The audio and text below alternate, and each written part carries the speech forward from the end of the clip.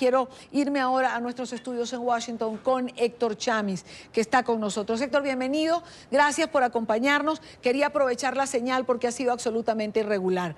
Héctor, ¿por qué sube la temperatura represiva en el régimen venezolano a días, a horas de las elecciones de este domingo? Hola Idiania, buenas tardes, gracias por invitarme. Sube porque es estratégico. Ha pasado en ocasiones anteriores donde frente a alguna elección, inclusive en las elecciones parlamentarias de 2015 sucedió que días anteriores aumentó la represión. Y lo de hoy es precisamente a 4 días de una elección, entre comillas, del 20 de mayo, el domingo, fraudulenta, como decía el diputado Blanco, y es un recordatorio, la estrategia es un recordatorio. Nosotros mandamos, es simbólico la expresión usada por el SEBIN en el helicoide, somos Dios. El régimen es Dios, con comillas también, por supuesto. Ahora, unas elecciones dentro de este contexto internacional, unas elecciones que no son reconocidas por la comunidad internacional, unas elecciones a quien el Grupo de Lima, la ONU, la OEA y otras organizaciones y organismos han pedido al régimen venezolano que suspenda. ¿Por qué la terquedad de continuar adelante, Héctor?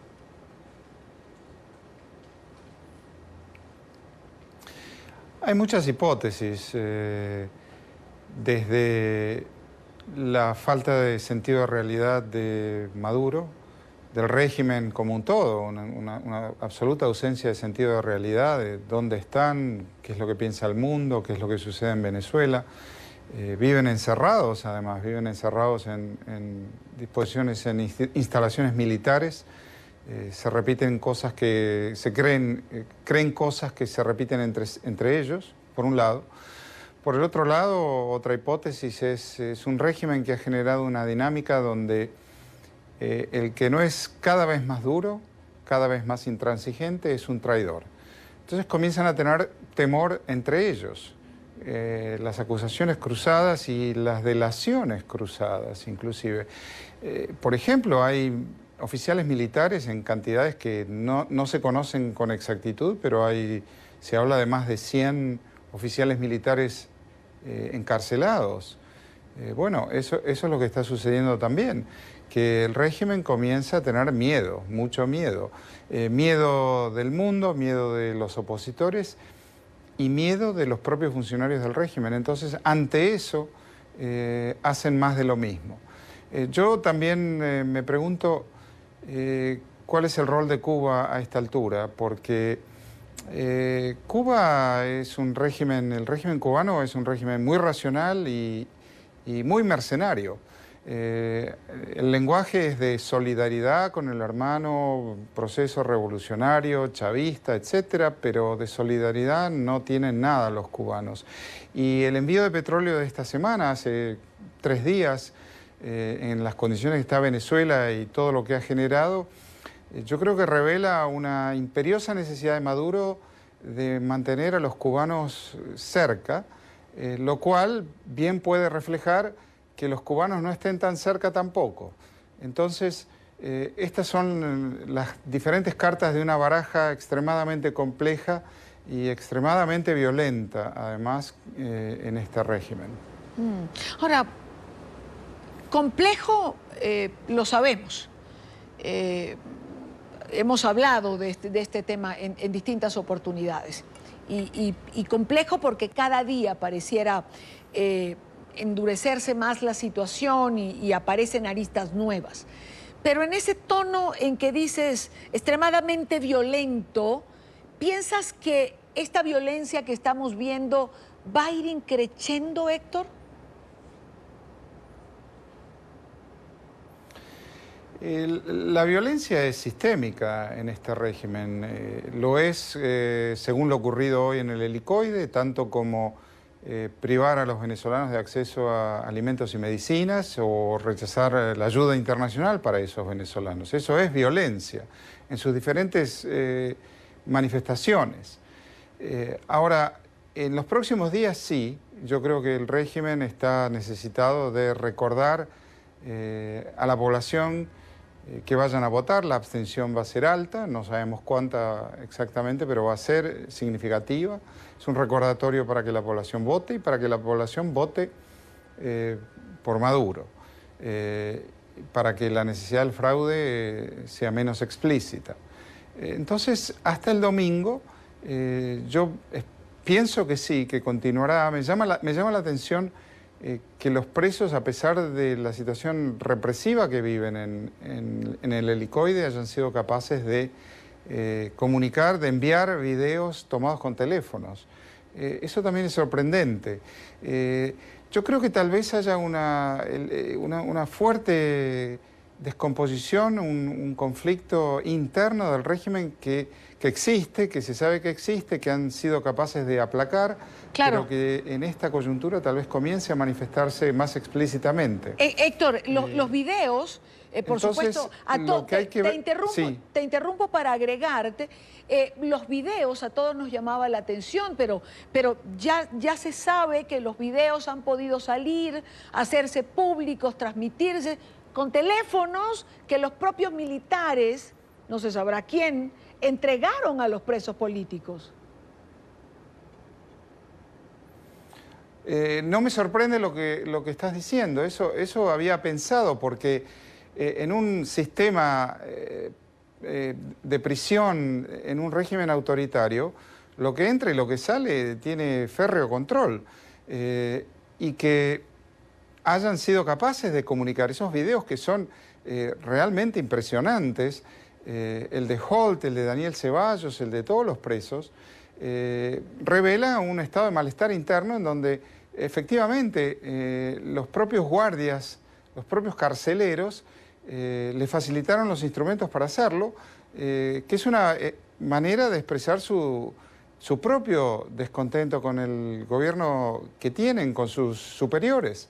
Entonces, la gran incertidumbre, y no tengo ni siquiera una hipótesis, tengo signos de interrogación, es qué va a pasar el domingo por la noche cuando se anuncie el ganador y qué va a hacer al día siguiente la comunidad internacional. Eso es lo que me pregunto y me angustia, porque ¿qué quiere decir no reconocer la elección del domingo? Bueno, quiere decir que quien surja ganador de dicha elección no será reconocido. ¿Y qué quiere decir eso en términos de relaciones diplomáticas? ¿Qué van a hacer los países que anunciaron ese rechazo en relación a sus embajadores en Caracas? ¿Y qué va a pasar a partir de allí?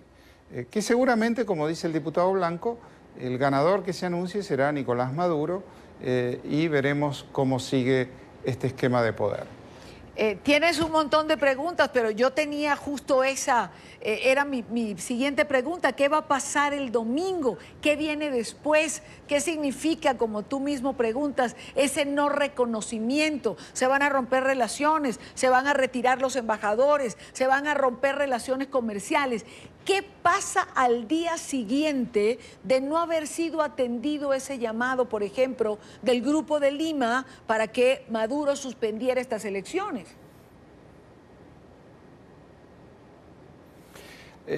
Absolutamente. Recordemos que Panamá y España habían retirado embajadores y volvieron a enviarlos hace pocas semanas. Sí.